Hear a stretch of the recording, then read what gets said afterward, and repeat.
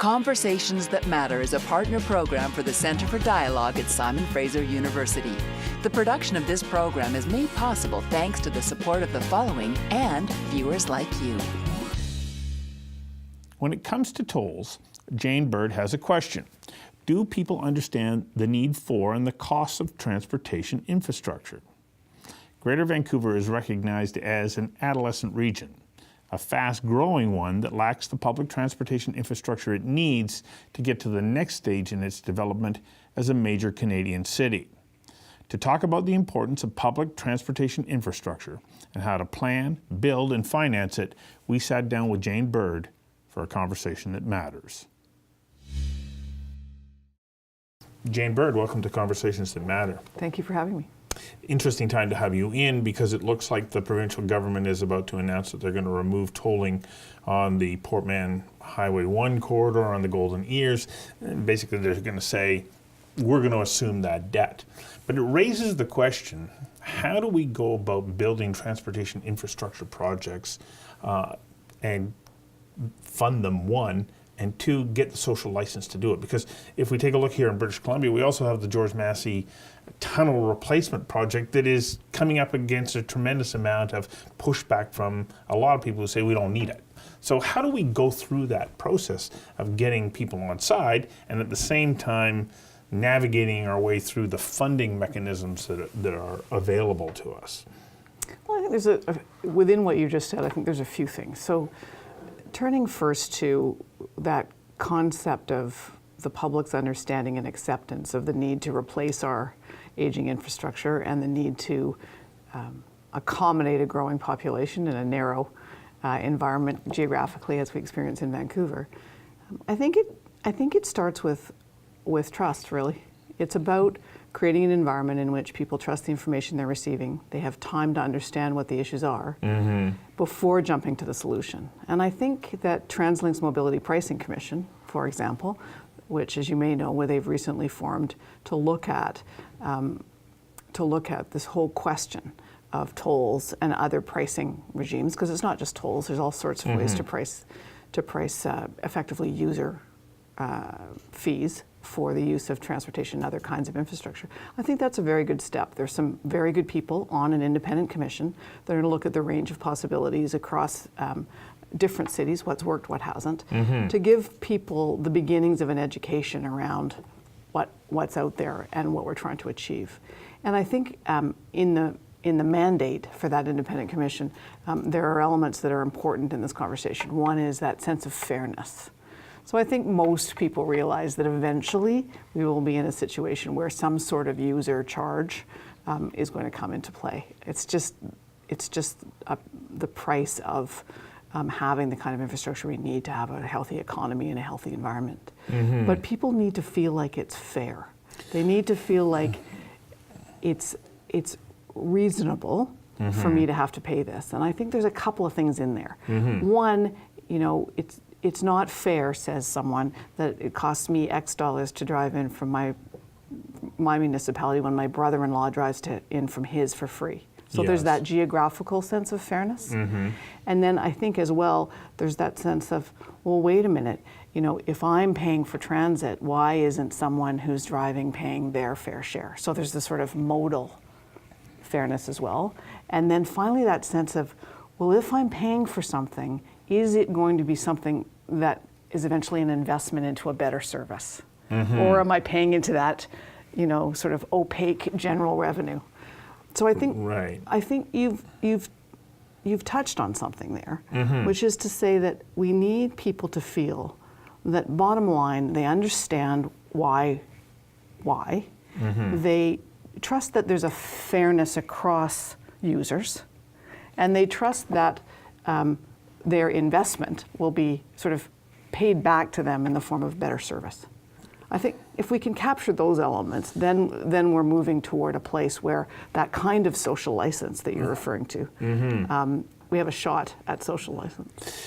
But getting that information out in a way that allows them to overcome that, if we can do this, is going to be tricky because much of it is, well, who's telling me? It's very Do hard. I trust you for political reasons? Do I trust you because you're from a different municipality within the region? Do I trust you because you want to promote that people get out of their cars and into other forms of transportation? So how do we even get to that point where we start to say, here is a trusted party giving us that information, and we can say, and we can look at it and go, okay, I think that that's valid. Well, I think you've touched on something that doesn't just apply to transportation infrastructure. We're in this world of that Yes. very question, just pretty much across the board. And I don't have any magic bullet for that, except I think there are elements. I mean, you're really talking about leadership, aren't you? You're talking about leadership, and you're talking about an element of leadership, which is having a vision that resonates with people as something that makes sense to them in their daily life, and then articulating that vision simply and often, and then doing things that are consistent with that vision. So I think it is about leadership. It's about saying, I want to be an elected official because this is what I want to do. And then people saying, yeah, that I kind of want that done. Okay. And then I think we have to, and then I do think we have to pick away at it as a track record. So then it's a question of, well, let's just start with one thing. We're going to do this, we deliver. Yes. Then the next thing, we're going to do this, we deliver. And then people start to say, oh, okay. You said you were going to do these 10 things. We just did 1, 2, and 3. Well, I'm going to start to believe that we'll do 4 through 10. Yeah. It's not dramatic, Stu, Yeah. but I think that that's really the only way, at the end of the day, to create that kind of trust relationship that will allow people to have the kind of conversation that you're having. And I think you're hearing a lot about social license, and it's an interesting term, but at the end of the day, what it means is a long-term investment in a conversation with the community, whether it be an immediate community in the case of a building or something, a linear community in the case of the Broadway line, or the broader community in terms of the Lower Mainland or the province or Canada.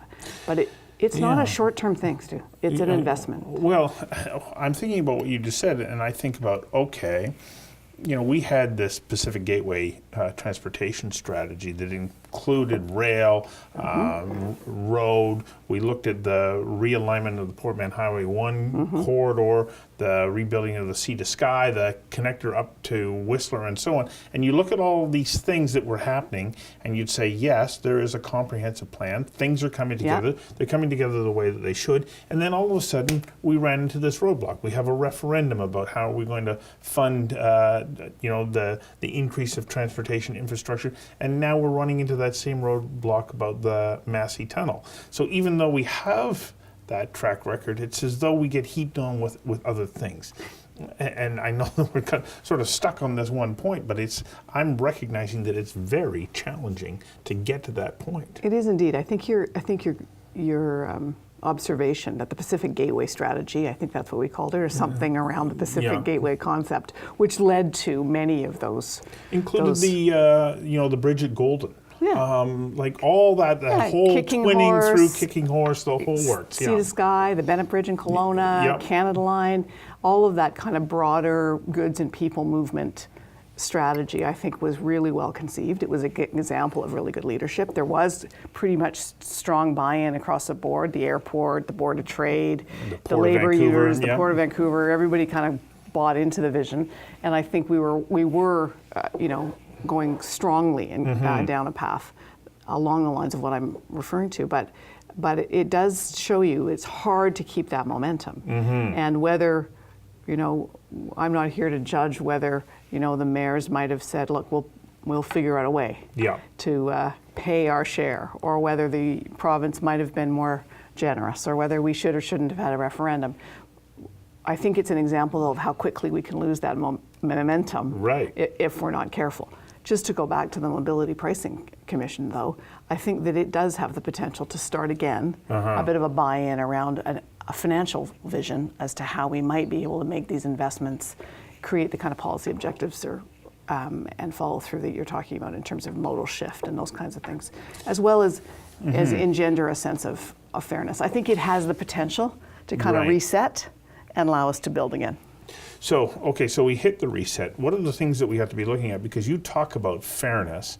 Let's say I only commute from Delta into Surrey, and I'm looking at all these projects that are, in the works that are taking me into the city of Vancouver or over to the North Shore, or something that's going to take me out into the valley. And I go, well, I don't want to be a part of that. Why should I have to fund that? I'm not part of it. How do we get people involved in that discussion and say, you have to trust that we have this comprehensive view? And how do you start to develop it so that it does, you're ensuring that you're meeting the needs of people throughout the region? Yeah, I think it's about how broadly you draw the painting, because even though you may say, well, what is this bridge, tunnel, transit line going to do for me? I don't take transit, or I don't cross the bridge. But I think it's about really, much like happened in the Pacific Gateway, it's about, yes, but you do have an interest in a really well-functioning economy in the Lower Mainland. Your kid probably is going to go to UBC, or may well go to UBC or SFU, and they're going to care. Your elderly parents are going to need some sort of rideshare program for them to maintain their quality of life.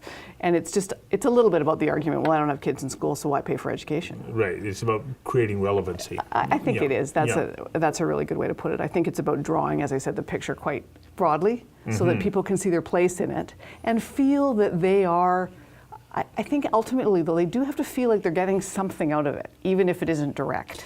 So how do we get them engaged in that discussion? Because so often you can watch people who will diligently do all of this work with fairness in mind. These are committed professionals who are saying, this is our mandate, but we're going to make sure that we do it as in a proper manner. And it's only when it's coming down to the decision point does there rise out of the ground this symphony of voices that go, how come nobody ever told me about this? No one ever and so how do we overcome that? Well, I think public engagement's always challenging, right? I mean, everybody knows how busy they are, everybody knows what their day is, and whether you're paying attention to the most recent TransLink mobility pricing initiative or taking your kids to summer camp or soccer is a pretty reasonable trade-off for many people. There's no magic in this. It is about the kind of thing we're doing right now. It's about an intense, deep public engagement to reach out to people through social media, through traditional means. And it is about eventually saying, we think we've had a broad enough conversation where the majority of people, or a significant number of people, think we're going in the right direction, and then it's about leadership. It's not about, you're not going to ever have, we're having more of a political science, almost philosophical conversation about how democracy works. But at the moment, yes. But I think really at the end of the day, having done a diligent job of public engagement, and I think we know what that looks like broadly. Well, how did you manage to get through that in building, that line down Canby Street where you created a tremendous amount of disruption? What was the key to being able to get people, and of course, even still, not everybody did, but there was enough buy-in to say, ultimately, I think this is going to be for our greater good. What was the key to being able to get that through? Well, first of all, it did take us 4 years till we got on the ground, so it wasn't sort of an overnight thing. And in retrospect, it feels like it was smooth, but it was bumpy. Right. So patience is part of it. It's one of the, yeah. Patience is key. I think it was an intense amount of community engagement. There was a lot of conversations. I remember the very, very first sort of public engagement was, do you want to build a line in the North-South corridor before 2010 or later? I remember that. I remember writing that out in my little one-room office way in the beginning of time, way before we even started developing Canada Line. And because the question was not if we're going to build a North-South line. Just look at Richmond, look at the airport, look at the amount of density. We needed it. There's kind of people are sensible. They kind of go, right, I think we need some more capacity. And everybody knew that you couldn't build another bridge over the river because you just end up in the residential community of Marpole. Yes. That wasn't going to work. So I think there was a broad kind of common sense understanding, as there is today in the Broadway corridor, as there is today in Surrey, look, we got to do this. So then it was just a question of, guys, we're either going to be done by the Olympics or we'll postpone it and start later and be done by 2017. The vast majority of people said, do this now. And we use the old tried and true way of doing it in focus groups. You've done this through your whole career, starting in focus groups and getting a sense of what people were thinking, and then testing it in a more quantitative way. And people said, do it now. Okay, now we know what we're generally going to do, then we just build on that. And then it was, well, what? What are we trying to achieve? Are we trying to achieve a local service within Vancouver? Are we trying to achieve a service between Vancouver and Richmond? Or are we trying to build an airport service? Or are we trying to do both? Answer, trying to do both. And we just kind of incrementally built the conversation in the community till broadly people said, yeah, you know what, just get on with it. Yeah. But it is incremental. It's sort of like, do we want to have a transportation plan? Yes. Should it cover goods and people movement? Yes. What is the overall time frame? X. Are we prepared to pay for it? Are we prepared to pay for it? Yes, we are. What are the tools that we have available to do that? These ones. So it appears clear to me that when we look in an urban setting like the Greater Vancouver area, the days of the car ruling where we're going to go with transportation infrastructure are starting to diminish. It's as though the consensus is, no, we don't need to build bigger bridges any longer because we're not going to fill them up because we want to get people out of the car. How important is that to us that we start to focus on alternative forms of transportation outside of the automobile, the single occupant automobile? It's fundamental. Yeah. Absolutely fundamental. I mean, we're not suggesting that people aren't going to drive. We're just suggesting they're probably not going to drive to and from work 5 days a week. For free on the roads, even though it's not entirely for free. But if you look at the cities that are livable in the world, the cities that people love to be in, whether it's to visit or to live, all of those cities have cars, but they also have fantastic usually subway systems, usually some sort of grade separated system. They also have fantastic streetcar systems. They also have fantastic bikeways. And they also have some fantastic buses. So when you think about the cities, when you think around the world, what city do I want to go to? What city is my very favorite city to be in the world? And, you know, even pick New York. Check. You know, London. Would you like to go on the tube? Would you like to take a cab? Would you like to drive? Probably not. Would you like to take a bus? Would you like to take a above ground train? All available to you. Right. And Paris, Moscow, on and on and on. Correct. So if Vancouver is going to be a big city and be a livable city and preserve the environment that we have around us, the answer is pretty clear. We have to build enough alternative modes to have the car not be people's first or only choice. That's really clear. So, and that's a massive investment in public transit. Yes, it is. And so then it comes down to how do we pay for it? Correct. You know, there's a few different models. The government can just pay for it. We can have public-private partnerships, or we could have private. But it doesn't look like there's one answer or size fits all for any project. No, I'll give you an example. So Canada Line, as you might know, is a public-private partnership. So it's a partnership that was designed so the private sector and the public sector invested money. And it was a design, build, operate, maintain contract. So the private sector was charged with creating a design that would suit the public sector objectives, building it, operating it for a length of time, and maintaining it during that time, and then it reverts back to government. So what government owns the bricks of the concession, it's called, the term, right? And then it reverts back to government ownership, and the government can decide they can operate it from there, or they can lease it to an operator again. That's called a life cycle principle, is it? Yeah, it's a life cycle principle. The theory being that the guy who's got responsibility to operate and maintain it over multiple decades is going to build it well. Yes. Right? It's just a kind of commercial... Because they don't want to be paying for it down the line. Correct. Now, I have a slight bias, of course, but I think it's been very successful as a commercial model. People seem to like it. They get very, very high customer satisfaction ratings. The operator seems to be doing a great job. No one really cares who operates it. They just care that it works beautifully and they can get to work. Right. Check. Yeah. Now, when you look at the Broadway extension, it's not quite different, but it is different. Canada Line tees into an existing rapid transit line, right? So it could be a separate service. Yes. Because you remember when you get to Waterfront, you got to get off and walk across. Right. Whereas Broadway is going to be a continuation of the existing Millennium Line. Right? From Clark Drive west along Broadway. Okay. So it would make sense that it would become part of the existing system. So you might do a design build, but you probably aren't going to do a design build operate because it's integrated within the existing system, which is operated by TransLink. Yes. So that's just an example of your point, which is you kind of got to you've kind of got to tailor make your solution to the particular issue. I've noted that in doing a little bit of research here, around the world, they're asking these same questions.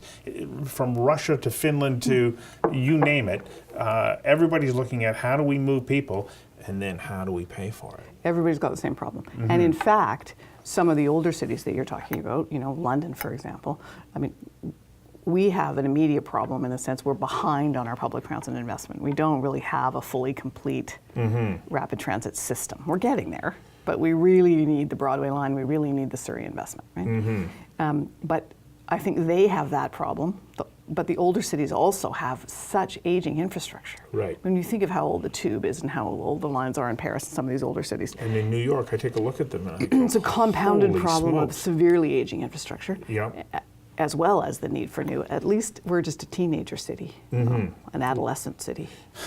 But ultimately, it was going to come down to a user pay system at some level. And some whether you're in elements- your car or not, you're going to be paying an additional amount every time you move. Some element of Yeah.